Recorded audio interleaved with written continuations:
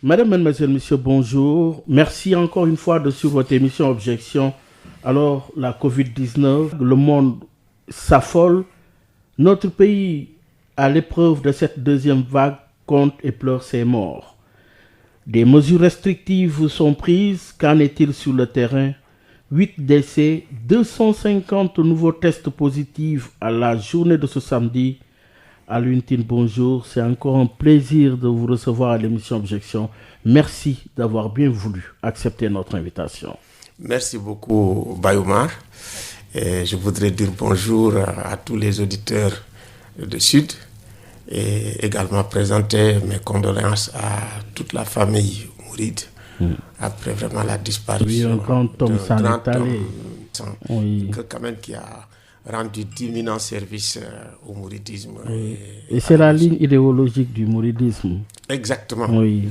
Une des figures. Tout à fait. Oui. Une figure éminente. Vraiment, à tout, on souhaite connaisseur du mouridisme, oui.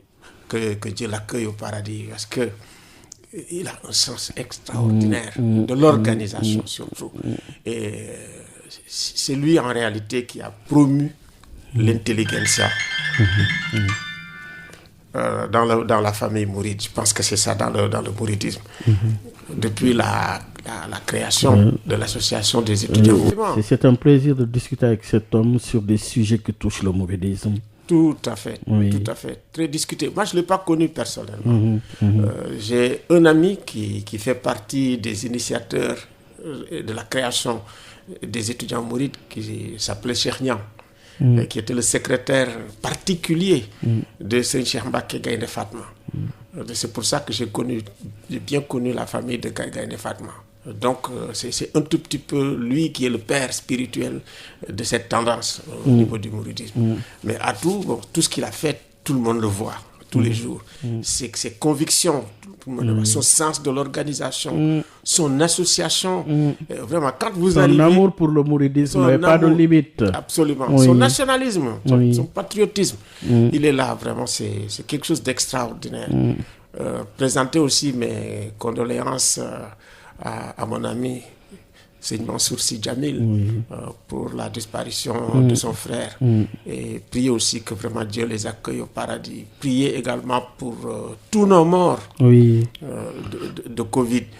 Et dire ceci, que vraiment la Covid, c'est une réalité. Quand des moments des moments pareils arrivent dans un pays, vous avez longtemps et vous continuez d'observer la scène politique, pour ne pas dire l'évolution du Sénégal dans toutes ces tendances, avec le recul, que vous inspire une telle situation? Bon, je vais d'abord dire un message que je fais tout le temps, tous les jours sur Twitter. Je dis qu'il faut systématiquement porter le masque. Et puis il faut systématiquement respecter les mesures barrières. Parce que la Covid, ça tue. Et le virus est dans la population. Exactement, ça détruit la santé, ça détruit nos économies, ça détruit nos relations sociales. Donc nous avons intérêt à lutter, à éradiquer ce mal, cette pandémie. Ce n'est pas seulement une affaire d'État. Et l'État ne doit pas considérer que c'est son affaire. C'est fini ça. Et il me semble qu'il faut aussi bien pour l'État d'avoir une stratégie nationale, qu'on ait des stratégies locales de communication, de lutte. Parce que la police et l'armée ne peuvent pas tout faire et ne peuvent pas tout régler. Aujourd'hui, chaque citoyen, chaque communauté doit s'approprier ce combat. Exactement ce combat, cette stratégie. Mais ça doit être élaboré. Ce n'est pas l'affaire des médecins, ce n'est pas seulement l'affaire de l'État. Il me semble que c'est important. Même les mesures que nous devons prendre et qui doivent avoir un impact sur les gens doivent être discutées avec les gens. Je pense que ce qui nous manque, et pour revenir à ta question, c'est-à-dire que, vous savez, les pandémies, comme les guerres, comme le terrorisme, ce sont des accélérateurs de l'histoire. Mais ça accélère, mais effectivement, ça nous fait reculer sur beaucoup de points. Quand vous regardez les problèmes de démocratie que nous avons aujourd'hui, c'est dû, au terrorisme, la lutte contre le terrorisme. Ça fait apparaître un nouveau paradigme, ça veut dire un paradigme sécuritaire. Et ensuite, la lutte contre la pandémie, avec les confinements, avec les législations d'exception. Quand vous regardez aujourd'hui, quand je regarde au Sénégal avec les nouvelles mesures, tout est cadenassé. Nous avons vraiment un pouvoir, une verticalité du pouvoir et une suppression pratiquement de tous les pouvoirs transversaux. L'Assemblée nationale disparaît, alors qu'on en a besoin aussi pour discuter dans une crise vraiment aussi grave de cette nature. Écoutez, vous prenez les élus locaux, ils ont disparu. Qu'est-ce qui reste? C'est l'administration, c'est même le ministre qui vient dire, écoutez, l'état d'urgence est là. Il me semble que nous avons besoin aussi, sur le plan démocratique, sur le plan des libertés fondamentales, que dans ces discussions, puisque quand même les organisations de la société civile ont réfléchi, ont travaillé sur ça, produit des rapports, au moins les écouter. Parce que l'écoute, c'est extrêmement important dans le cadre actuel pour permettre effectivement d'avoir, comme on dit, de lutter ensemble. Pour éviter cette division. Le Sénégal en deux parts, une partie que constituerait l'État et une autre partie, le peuple, il faut associer tout le monde. Exactement. Exactement. Mais, pour me résumer, c'est ce que dit également aussi un grand savant, Pierre, comment dirais-je, Rosanvallon. Il parle de la mal-représentation. Ça fait partie aussi de ce qu'on appelle les dysfonctionnements de la démocratie. Aujourd'hui, quand vous regardez notre champ, le grand problème, c'est que ce qu'on appelle les normes juridiques, elles s'effondrent, n'existent plus. Ce qu'on appelle aussi les institutions de régulation sont en train de s'effondrer. Et maintenant, il y a également un dernier rempart qui est l'opinion.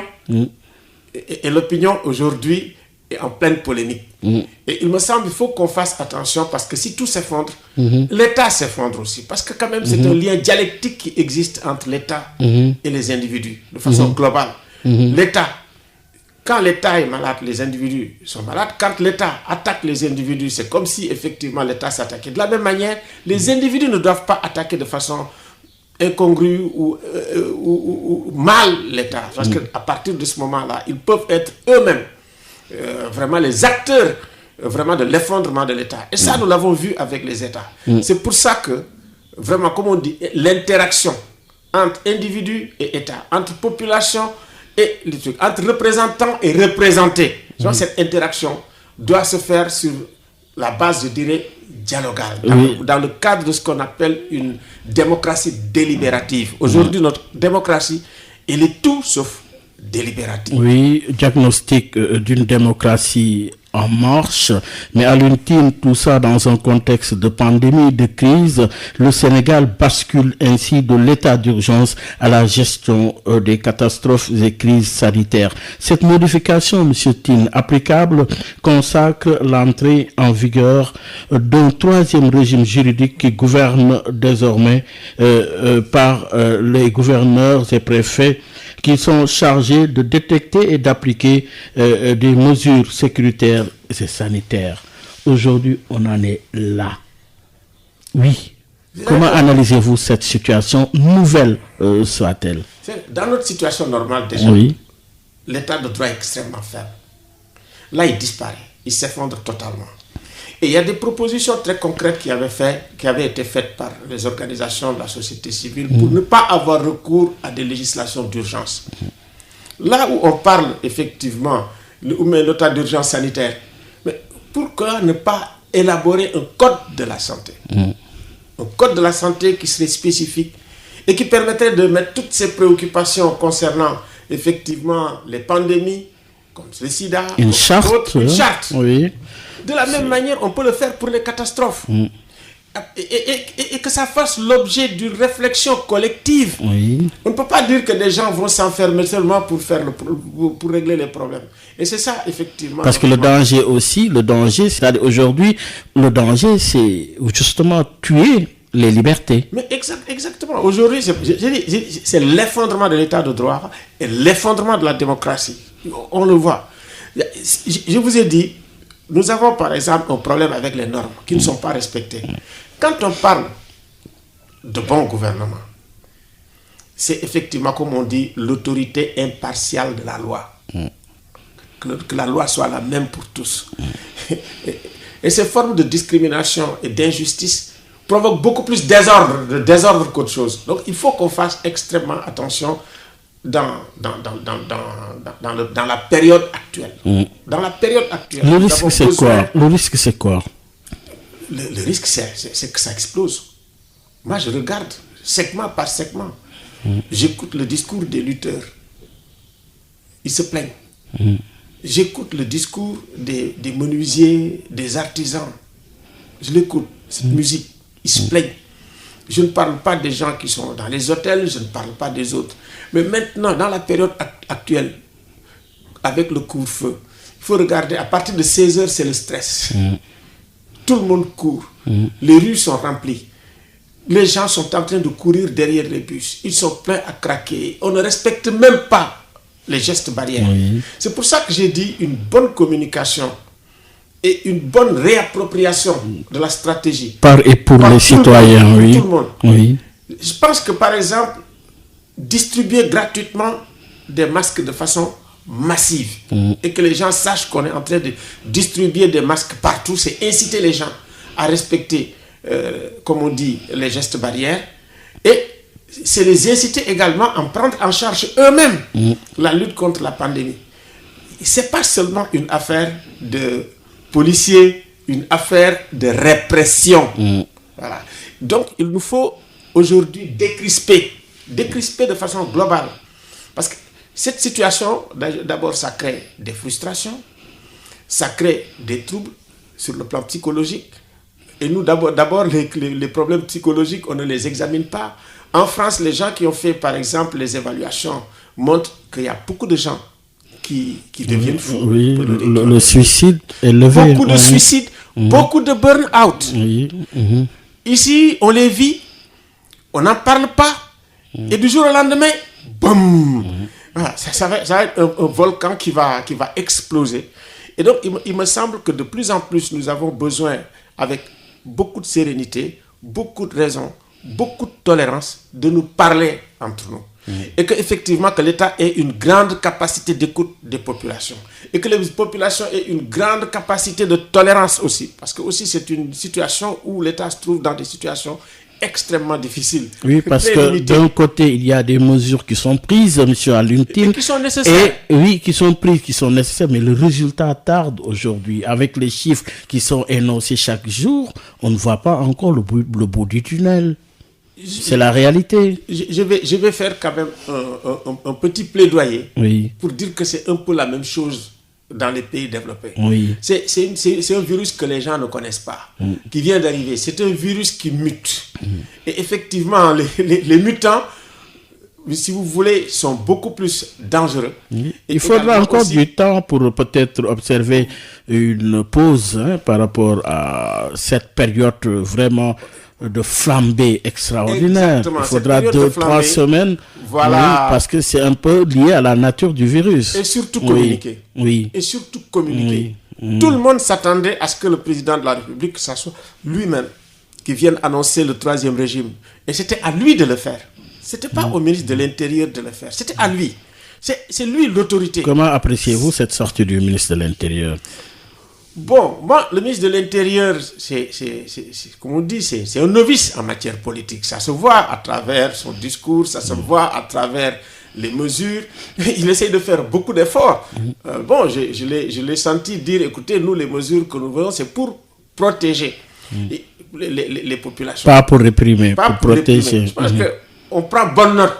Mais il faut communiquer de manière à ne pas considérer les populations aussi comme des enfants. Donc, de les considérer comme des gens mûrs, responsables et détenteurs d'une expertise. Est-ce que c'est pas là le maillon faible quand même de ce gouvernement? Le maillon faible, c'est la participation. Oui. Le maillon faible, c'est le fait effectivement d'avoir, comme on dit, une verticalité du pouvoir. C'est-à-dire le fait de cadenasser de manière à ce que vous êtes le seul. Mais vous allez étouffer. Et puis, vous ne pouvez pas accaparer tous les pouvoirs. C'est impossible. C'est une illusion que les gens se font. D'une manière ou d'une autre, vous voyez que ça va exploser. Maintenant, comment créer des systèmes, je veux dire, de régulation. C'est la régulation, ce n'est pas l'État qui le fait. Dans le cadre de ce qu'on appelle une interaction sociale, les mécanismes de régulation, d'autorégulation même existent. Moi, je prends l'histoire de Boubacar Seye aujourd'hui. Oui. Mais c'est un phénomène tout à fait révélateur. De quoi? De la peur de l'opinion. Ah oui. Et également des tentatives d'étouffement de l'opinion. Et de la peur de la révélation de certaines vérités. C'est ça. Mais en quoi? Et la peur n'est pas bonne conseillère. Oui, le sujet qui est posé aujourd'hui, c'est un sujet de gouvernance finalement. Oui, Boubacar Seye a été interpellé, puis envoyé en prison dans des conditions que tout le monde sait. Et après de diffamation, on s'est glissé vers diffusion de fausses nouvelles. Vous êtes un défenseur des droits humains et vous suivez de très près ce sujet aujourd'hui. On a vu que du moins dans la publication de la presse de ce samedi, que oui, l'Union européenne a sorti un communiqué. On a parlé de 130 milliards injectés dans 18 projets depuis 2016. À ce stade du débat, que dire, Alioune Tine? Écoutez, Boubacar Seye est l'homme par qui le scandale arrive. Et que le scandale est arrivé. Et sur plusieurs points de vue, parce qu'il y a quand même aujourd'hui beaucoup d'informations qui sortent. Vous avez le rapport de Heinrich Böll, de la fondation, qui a été écrit par un universitaire, Mamadou Dimé, qui est enseignant-chercheur à l'université Gaston Berger de Saint-Louis. Mais ce que Dimé ça ne fait que relancer le débat. Le nombre de projets qu'il y a, et notamment, surtout le partenariat avec l'Union européenne, qui a profité à 5 pays dont le Sénégal. Donc, entre 2015 et 2019, il révèle qu'il y a 120 milliards. Mais ce que ça révèle, c'est en réalité, il n'y a pas une politique cohérente. Il n'y a pas une bonne gouvernance, si vous voulez, des fonds qui ont été injectés. Et il me semble que c'est un rapport que l'État devrait lire. C'est très important que l'État lise et que l'État tire justement de ce problème. Et pourtant, Boubacar Seye. Oui, ça a été l'interpellation de M. Seye. Opportunité. Oui. Seye a eu ces documents. Il a fait des investigations parce que Seye est un expert, un homme fondamentalement bon. Moi, je le prends comme un de mes fils spirituels parce qu'on se voit souvent quand il y a des problèmes. Donc, moi, je ne me mobiliserai pas pour n'importe quoi. Pour Seye, je le connais, je connais sa bonne foi, je connais son expertise et je connais ses convictions. D'ailleurs, il les a répétées. Il dit que ce qu'il a dit, il le maintient. Et il a donné toutes les preuves. Tu sais, dans ce genre de choses, d'abord, il faut remettre les choses à leur contexte. Il s'agit d'un séminaire. Un séminaire où les gens parlent justement de la question de l'immigration. Et un séminaire qui a été organisé par Alioune Badara Cissé, ça veut dire une institution d'État, et qui a réuni pratiquement des experts dans la sous-région. Mais quand vous avez une interaction comme ça, scientifique, écoutez, comment se fait la régulation à l'intérieur? La justice n'a pas à venir s'immiscer dans un débat scientifique pour vous dire, écoutez, d'où vous venez. Non, c'est entre les débatteurs, les différents, dans le cadre de cette interaction où les gens sont d'accord ou ne sont pas d'accord, que les preuves sortent. Et que maintenant, hors contexte, les preuves sont en train de sortir avec ce qui arrive. Et c'est ça aussi. Ce rapport-là décline les vraies préoccupations aujourd'hui. Mais c'est ça la régulation des mécanismes d'interaction sociale. Mais qui a peur aujourd'hui du débat aujourd'hui? C'est l'État qui aurait dû faire tout simplement un démenti ou dire, écoutez, je prends bonne note, je prends acte de toutes les révélations qui ont été faites et mes services vont organiser un audit. Et cet audit va être, comment dirais-je, publié et tout le monde va en avoir pour connaissance. C'est ça la bonne gouvernance. Ce que nous attendons de l'État et des services de l'État, c'est de faire un audit. Parce que le travail du lanceur d'alerte et le travail du lanceur d'alerte qui a du succès, et effectivement, l'alerte de Boubacar Seye a un succès phénoménal en matière... Au-delà même du Sénégal. Au-delà du Sénégal. Maintenant, tout le monde sort, y compris l'Union européenne, et le débat, il est là. Donc, aujourd'hui, Boubacar Seye ne doit pas perdre une seule seconde dans la prison. Il doit sortir pour qu'on continue le débat. Ce débat, il est utile. Parce qu'effectivement, ce sont des centaines de Sénégalais qui sont morts. Oui. Ce sont des cadavres qui ont jonché nos plages. Mais également, ce n'est pas pour rien qu'au moment où les cadavres jonchent nos plages, où nous sommes dans une espèce d'impasse par rapport à l'échec de la politique d'immigration, que ce soit la politique de l'Union européenne. L'Union européenne, il faut bien le dire, hein, oui. La politique de l'Union européenne, c'est quoi? C'est la sécurité. La politique de l'Union européenne, c'est quoi? C'est le rapatriement. La politique de l'Union européenne, c'est d'injecter un peu d'argent et de ne même pas surveiller où ça va. C'est un échec total, il n'y a pas de politique. Chez nous, qu'est-ce qu'on fait? On n'a pas de politique, on n'a rien. Alors que même quand on regarde le pourcentage des gens qui émigrent pour aller en Europe, c'est une minorité. La plupart, presque 80 à 90% des Africains émigrent en Afrique. Donc, il faut effectivement remettre sur la table la question de l'immigration, parce que aussi aujourd'hui, nous, on a fait un webinaire il n'y a pas si longtemps où est intervenu de grands spécialistes comme Alioune Sall, Paloma, et comme également le cinéaste Absa. Bon, écoutez, on a fait quelque chose de fantastique. Ce que nous devrions faire aujourd'hui, c'est organiser les assises de l'immigration. Et que l'État prenne la responsabilité d'organiser les assises de l'immigration. C'était ça le rôle qu'on attend de Moussa. L'arrestation de Boubacar Seye, c'est un mal pour un bien, finalement. C'est un mal pour un bien. Oui. Aujourd'hui, il y a des choses qui sortent. Il faut qu'on audite pas seulement la politique du Sénégal, mais auditer aussi la politique de l'Union européenne par rapport à nous. C'est là le problème. Moi, les pêcheurs, ils m'ont saisi. Ils m'ont dit, Alioune, en ce moment, il y a une pause. Mais au mois de mars, au mois de mai, les gens vont reprendre les pirogues pour partir. Donc, il faut qu'on anticipe sur ça. Parce que, aujourd'hui, il faut bien le dire, hein, c'est quand les gens ont une détresse profonde, quand ils voient leur avenir comme un impasse, leur avenir comme sans horizon, et qu'ils vivent ça dans la famille, tous les jours que Dieu fait, écoutez, qu'ils se considèrent comme seulement de la chair humaine.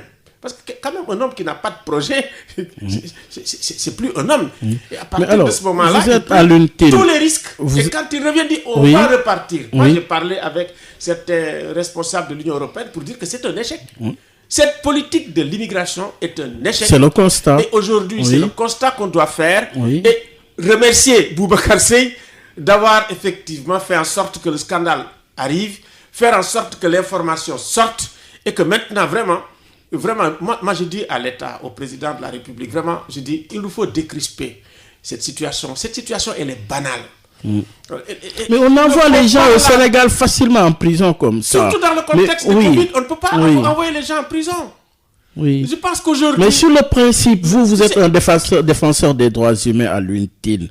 Vous avez mené un combat jusqu'ici par rapport justement à l'arsenal juridique qui est devenu un problème pour la démocratie sénégalaise. Il y a ces limites dans notre arsenal juridique qui étouffent la démocratie. Aujourd'hui, comment appréciez-vous et quelle alternative par rapport à cette situation? C'est-à-dire que le principe de ce qu'on appelle la présomption d'innocence, c'est un principe fondamental. C'est un noyau dur en matière de droits humains. Aujourd'hui, la culpabilité de Boubacar Seye n'est pas établie.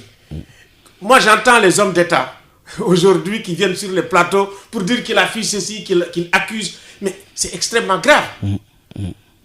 Et quand effectivement tu es présumé innocent, tu n'as jamais été en prison, tu fais un travail d'intérêt public, le juge ne doit pas te mettre en prison.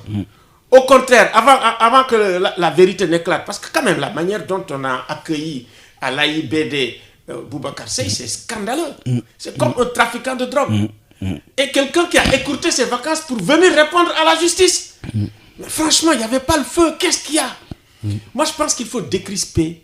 Il faut faire preuve de beaucoup de ces mandats dépôt qu'on délivre à tort et à travers vous inspire quoi, vous, en tant que défenseur des droits humains? C'est extrêmement grave de la justice et qui, effectivement, de plus en plus, si vous voulez, porte préjudice à nos droits fondamentaux, qui sont des droits quand même constitutionnels, aux libertés fondamentales, qui sont quand même des libertés constitutionnelles. Il ne faut pas jouer avec.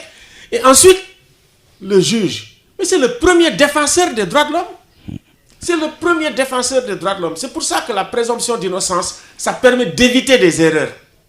Parce que ce qui est arrivé à Boubacar Seye, c'est une erreur monumentale de mon point de vue, pour reprendre effectivement les propos de Souleymane Aliou Diallo, qui travaille avec Boubacar Seye, qui est son confident. Donc, il faut que l'État, franchement, fasse preuve d'écoute. Vraiment, c'est extrêmement important. Je ne dis pas que la société civile est au-dessus de tout soupçon. Ce sont des hommes, ils peuvent faire des erreurs. Mais ne serait-ce que pour ça, et par rapport au travail qu'ils font, qui est énorme, le travail fait par Boubacar Seye, vous ne pouvez pas l'imaginer, parce que si on n'avait pas exécuté la femme qui était en Arabie Saoudite, mais il y a joué un rôle extrêmement important. Sur beaucoup de sujets liés au phénomène. Mais aujourd'hui, quand même, à l'UNTIL, il y a un problème aussi qui est un problème fondamental par rapport à la gouvernance au Sénégal. Ce sont ces lanceurs d'alerte aujourd'hui, laissés à la merci de la justice, souvent exposés à un mandat de dépôt, comme cela s'est passé avec Boubacar Seye. Mais aujourd'hui, est-ce que vous n'avez pas l'impression qu'il est arrivé le moment de se pencher sur une alternative pour protéger ces lanceurs d'alerte? C'est-à-dire que c'est à l'État. L'État doit... Comme dans toute démocratie normale. Dans toute démocratie normale, nous avons des lanceurs d'alerte qui sont des gens qui font de l'investigation, sont des gens qui font des recherches, qui sont souvent aussi détenteurs d'informations fondamentales pour aller dans le sens de la bonne gouvernance. Ils méritent, les lanceurs d'alerte et les défenseurs des droits de l'homme, une loi qui les protège. Il est temps de le faire. Et ça aussi, c'est améliorer la démocratie au Sénégal. Nous avons besoin d'améliorer la démocratie au Sénégal. C'est ce que il faut voir comment les gens définissent ce qu'on appelle le bon gouvernement. Et ce que les gens définissent comme le mauvais gouvernement. Le mauvais gouvernement, c'est la mal-représentation. Le mauvais gouvernement, tel qu'il est décrit, c'est aussi le pouvoir personnel. C'est le pouvoir arbitraire. Mais allez regarder la manière dont on décrit le mauvais gouvernement. C'est pour ça qu'on en est là. Si vous faites vos recherches dans le domaine de la démocratie pour dire que la démocratie n'est pas seulement la démocratie électorale. La démocratie électorale est en train de tuer pratiquement la démocratie, l'état de droit et même l'état social. Parce que la mal-représentation, c'est quand vous avez des politiques qui sont des professionnels. Ça veut dire, ils font de la politique leur profession. Quand vous avez effectivement des politiques et vous avez l'impression, surtout au niveau du peuple, que c'est pour préempter et c'est pour aussi capter les institutions et les ressources. C'est ça le problème de l'Afrique un peu partout. Ce qui fait qu'une fois que vous avez le pouvoir, vous avez l'impression que le pouvoir vous appartient. Parce que tout simplement, vous êtes élu. Vous avez l'exclusivité de la légitimité du peuple. Et à partir de ce moment-là, tous les autres et toutes les institutions, absolument rien ne compte. Et effectivement, c'est en train de nous mettre, comme je vous ai dit, avec la pandémie, avec le terrorisme, de plus en plus vers des régimes qui sont des régimes autoritaires et qui sont des régimes aussi de dictature. C'est ça que les gens ont vécu pendant les guerres.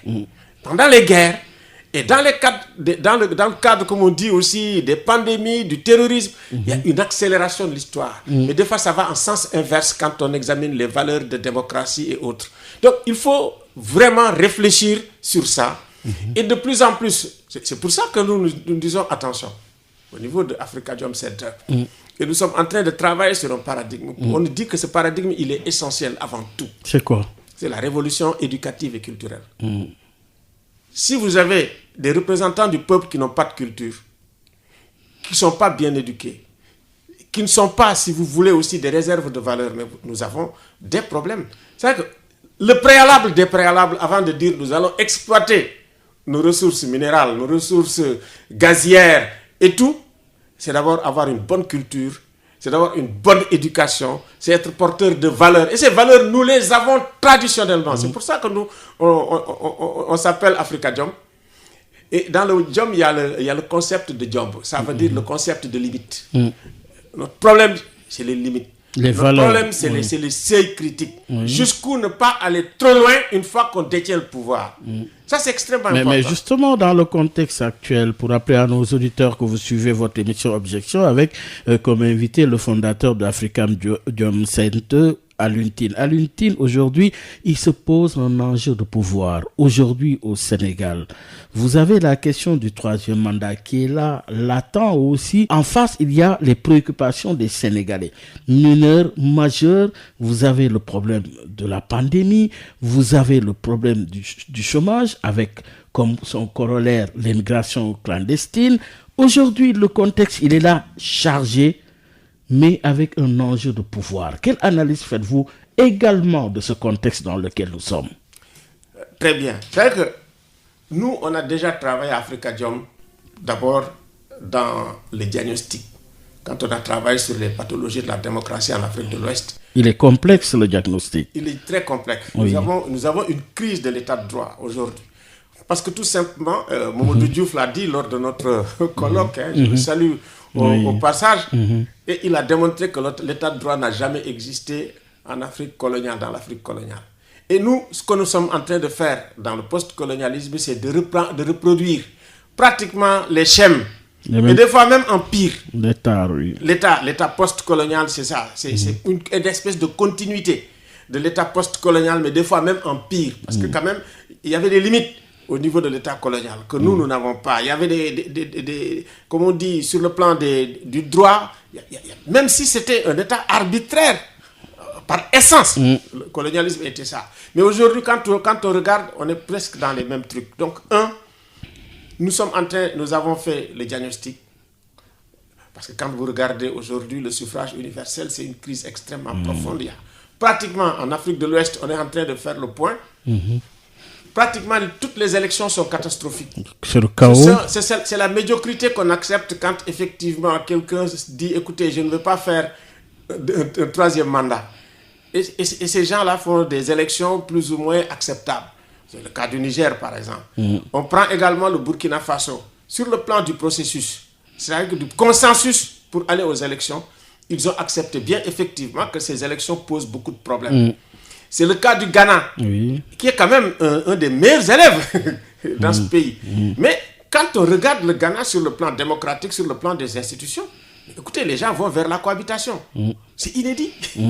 C'est extraordinaire comme expérience démocratique. Nulle part ailleurs en Afrique francophone, on ne voit ça. Au contraire, regardez les forcings qui sont faits, le nombre de gens tués en Guinée, qui est dans une véritable impasse. C'est comme des gens qui ont fait tout pour prendre le pouvoir, maintenant ils se chamaillent pour voir comment il faut le partager. C'est la situation en Guinée-Conakry. Impasse. Impasse aussi en Côte d'Ivoire. Et puis, il faut quand même saluer au passage quand même l'action du président de la République, Macky Sall, qui est salué par Konal Bédié. Si les gens discutent, si ça cause là-bas, s'il y a quand même du truc, il faut saluer. Mais, je dis au président, mais, tu sais où tant ce que vous êtes capable de faire en Côte d'Ivoire, et dont nous avons les échos par les Ivoiriens eux-mêmes, si vous faites la moitié au Sénégal, on va se calmer, monsieur le président. C'est-à-dire quoi? C'est-à-dire, écoutez, je pense qu'aujourd'hui, il doit faire sortir Boubacar comme premier acte, disant, écoutez, nous vous avons entendu. Nous avons entendu l'opinion sénégalaise. Parce qu'aujourd'hui, c'est tous les segments de l'opinion qui demandent. Qui exigent la libération. Qui exigent la libération. Et vous savez, reculer, ce n'est pas parce que vous avez perdu. C'est une certaine grandeur pour des chefs d'État, des hommes d'État, pour effectivement des leaders, de dire, écoutez, je me suis trompé, je recule. Ça fait de vous un être humain. C'est extraordinaire. Donc, nous demandons encore une fois au président de nous écouter, de nous entendre, de nous libérer. Et de créer les assises de l'immigration. C'est bon pour l'Union européenne. C'est bon aussi pour nous. Parce que l'Union européenne a échoué. Ça, il faut carrément le dire. Rien n'a été arrêté. Tout continue. Les projets qui sont faits par l'Union européenne rien que pour arrêter l'immigration, se barricader, ce sont des projets sans imagination. Il faut avoir le courage de le dire aussi. Parce que si nous avons un partenariat, il faut qu'on fasse en sorte que ça soit gagnant-gagnant, ça soit respectueux et qu'on avance. Et également, tout ce que les gens disent aussi sur la question de la pêche, il faut y revenir parce qu'il ne faut pas tuer nos mers. Les mers africaines, vous les tuez, la biodiversité, on les tue. Toutes ces questions qui sont des questions liées à l'environnement, on ne respecte pas. Je reviens sur la question du chômage. Pour vous dire aussi que nous avons ouvert également un nouveau chantier. C'est-à-dire qu'il y a l'état de droit qui est bancal, qui ne marche pas très fort. Mais bon, on s'y habitue. On s'habitue au minimum à ce qu'il y a.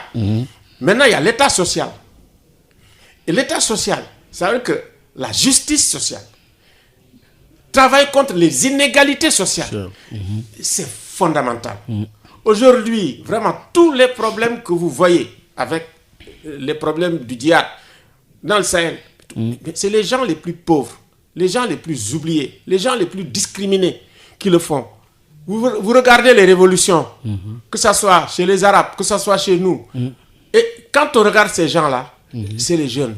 Donc, il faut qu'on réfléchisse sur un état de droit social.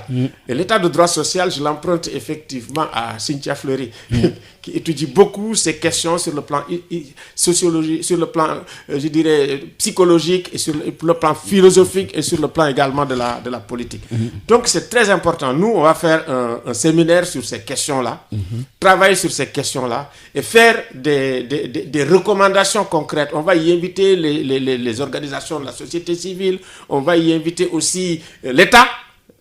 C'est comme ça que nous pouvons avoir un partenariat, une conversation saine, tranquille, polie avec l'État, qui nous écoute. Et nous l'écoutons aussi. C'est comme ça qu'on peut faire améliorer notre démocratie, faire améliorer également notre situation sociale de façon globale. Pas un État avec quelqu'un qui se dit, écoutez, je suis le seul Sénégalais, je suis seul à penser, voilà ce qu'on doit faire. Et même se méfier. Nous nous méfions de plus en plus à Afrikajom de l'expertise et des gens qui s'arrogent l'expertise pour dire voilà comment les choses doivent marcher. C'est pour ça qu'on invite les poètes. Amadou Lamine Sall était là. On invite les cinéastes. On évite également aussi les artistes. Moi, je travaille beaucoup sur la question de la révolution éducative et culturelle avec un grand musicien qui est aussi un musicien engagé comme Idrissa Diop. Il faut libérer les esprits. Idrissa a travaillé avec les Harlem Désir. Donc, il faut libérer les esprits et travailler avec les gens qui innovent. Qui travaillent notre imaginaire. Ce régime étouffe l'esprit.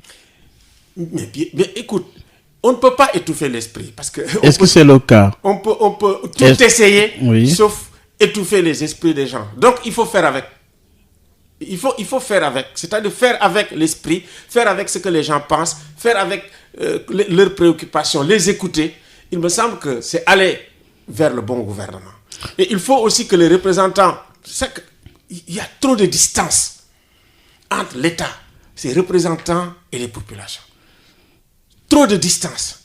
Et les gens, ils finiront par ne plus s'y reconnaître. Ce n'est pas bon pour l'État. Il faut effectivement qu'on revienne, qu'on réfléchisse.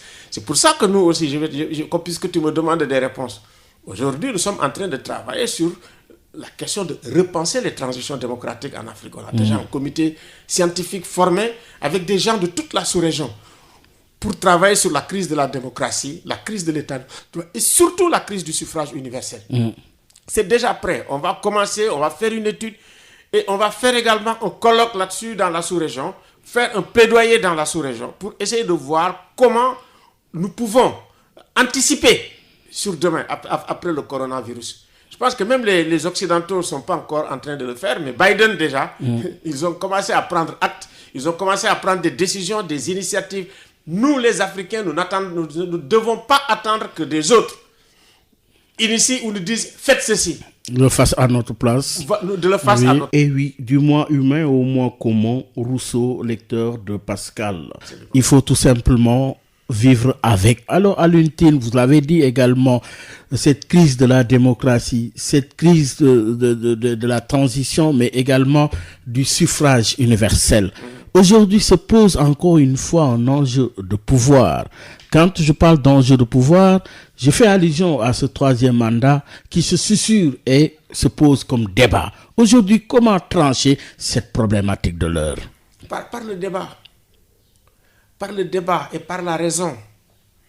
Et également par le fait, effectivement, d'avoir une sécurité constitutionnelle, la sécurité de la loi, la sécurité du droit. Mais parce que le problème pour être précis, pour être concret, le problème ici se pose avec l'actuel président de la République. Aujourd'hui, le troisième mandat, est-ce qu'il est acceptable aujourd'hui pour le président Macky Sall d'aller vers un troisième mandat ou pas? Le troisième mandat n'est pas constitutionnel. Le troisième mandat, ça n'existe pas dans les constitutions. Vous savez, à partir du moment où vous dites il y a 2 mandats, c'est 2 mandats que les gens comprennent partout dans le monde, sauf en Afrique. Pourquoi? Quand les Français ont décidé on a 2 mandats, personne n'est venu dire voilà. Mais nous manipulons le droit, nous manipulons les institutions et nous empoisonnons nos démocraties et nos institutions. Je pense qu'il n'y a pas de 3e mandat. Quand on compte, c'est 1 plus 1 égale 2. Et personne, c'est clair, nul ne peut faire. Nul. C'est clair. Et fait que ce terme a été sorti par, comment il s'appelle, notre ami Ismaïla Madior. Nous avons discuté avec eux, nous avons discuté aussi avec les représentants de l'État à l'époque. Eux-mêmes, que ce soit le président, que ce soit d'autres, c'est eux qui ont donné une interprétation à nul ne peut faire. Ah oui? Mais bien sûr, il y a tellement de cassettes où ils l'ont dit. Il y a une fois, Ismaël Abaya a dit, j'ai dit 1, nul ne peut faire. 2, nul ne peut faire. 3, nul ne peut faire. Toutes ces vidéos existent et circulent. Donc, le problème c'est quand les gens en arrivent à une situation de déni, de renoncement, de wah-wahet. Il faut voir ce que le wah-wahet nous a coûté du temps de Abdoulaye Wade. Mais si on va vers un autre wah-wahet, ça va être pire. Ah oui? Ah oui, mais les gens ne l'accepteront pas. Ça, il faut quand même que les gens se mettent dans la tête que les gens ne l'accepteront pas. Mais qui doit mettre un terme à ce débat que vous jugez inutile?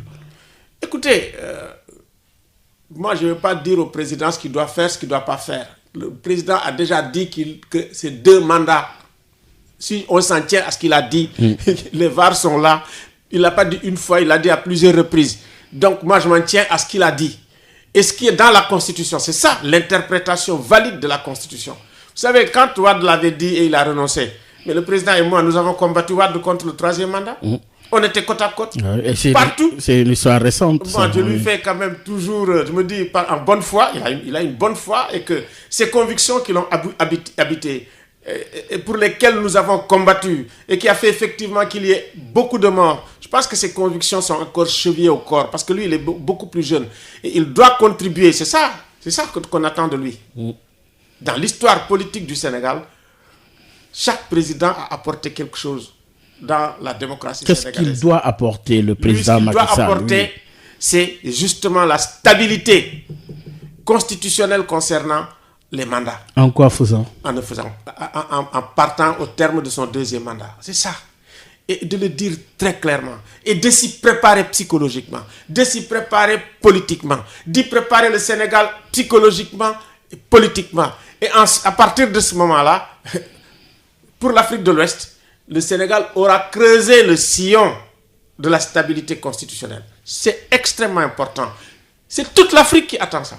Mais vous vous êtes battu, vous, et beaucoup de Sénégalais, pour ne pas dire le législateur dans son ensemble, pour respecter justement ce qui se susurre là, c'est-à-dire s'en arrêter à 2 mandats aujourd'hui. Entre la rédaction et l'esprit du législateur, où se situe le problème aujourd'hui? Le problème, c'est la mauvaise foi.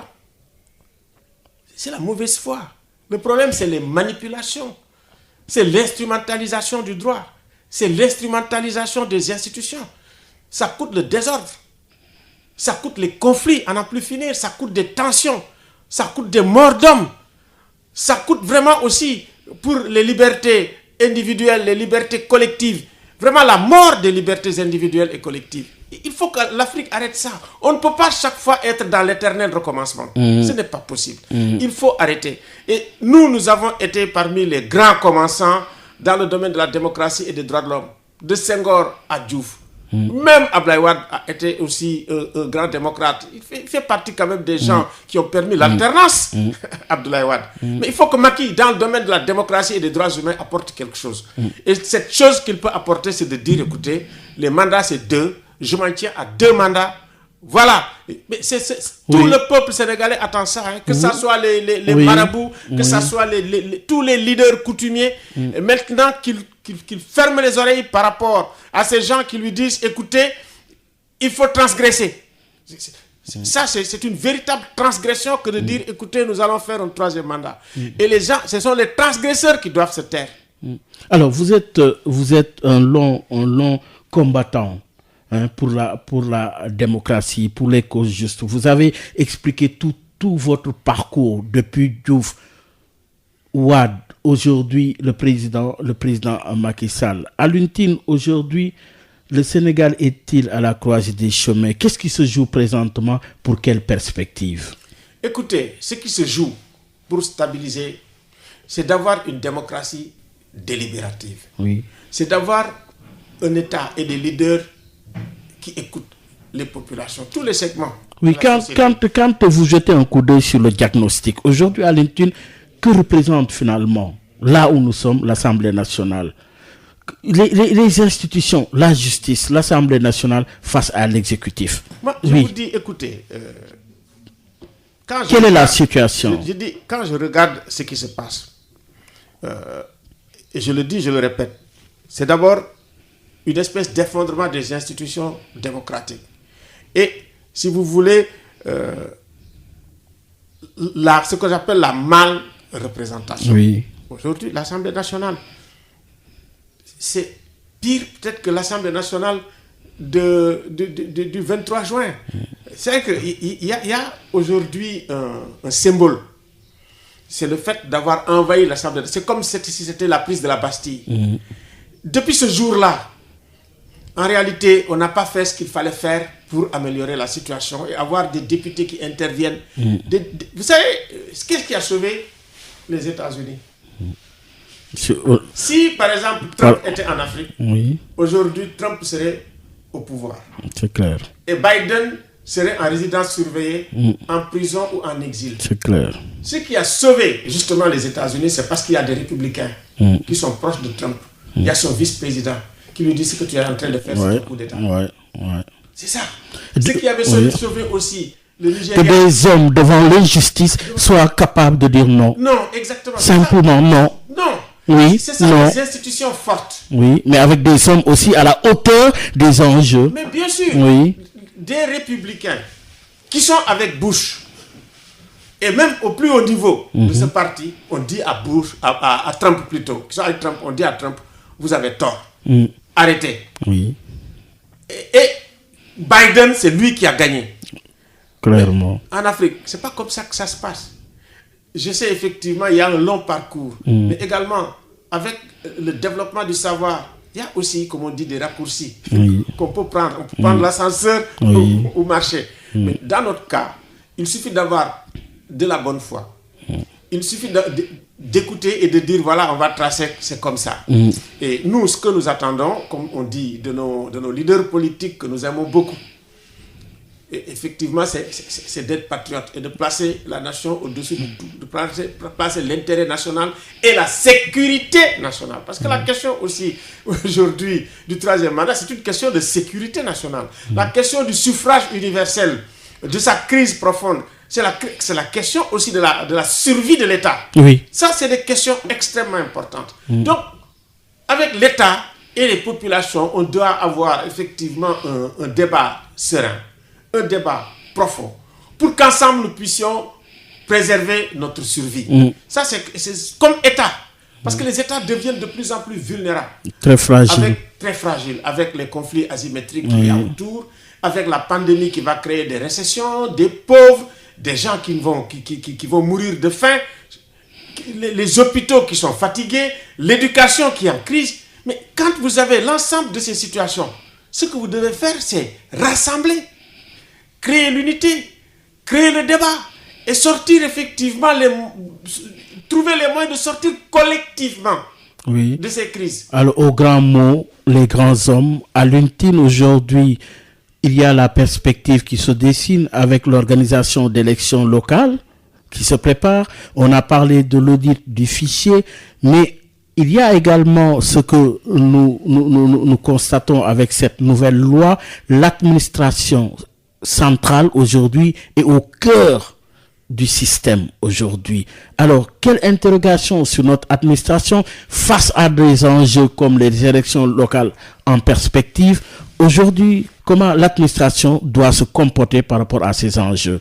Bon, je ne vais pas vous répondre tout de suite parce que nous sommes en train de travailler. Ce qui se passe, c'est en réalité une crise profonde des transitions démocratiques qui n'ont pas été évaluées depuis les années 90, depuis que ça a commencé.